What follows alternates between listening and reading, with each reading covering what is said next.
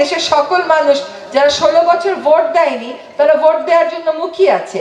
আপনি সেই জন উৎসাহকে সম্মান করেন, সেই জন আগ্রহকে সম্মান করেন, আর ভোট হবে না বলে যারা সংশয় সৃষ্টি করছে সেই সংশয়টাকে আমরা ঐক্যবদ্ধভাবে সরিয়ে দেব, ভোট হবে।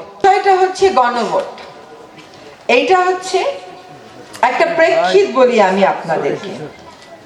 গত জুলাই আগস্টে যে একটা আন্দোলন হলো, এই আন্দোলনটা তো শুধু শুধু হয় নাই।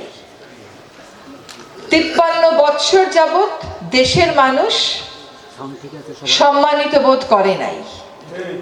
দেশের মানুষের একটা বড় অংশ বঞ্চিত বোধ করেছে, তারা সুশাসনের অভাব বোধ করেছে।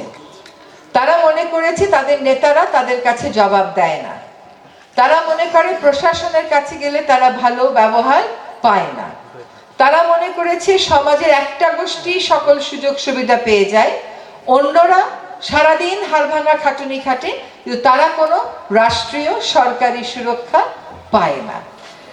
এইটা যখন গত 16 বৎসরে মানুষকে এমনকি ভোটের অধিকারটাও দেওয়া হইল না, তখন এই ক্ষোভটা, এই না পাওয়াটা আরো বেশি দানা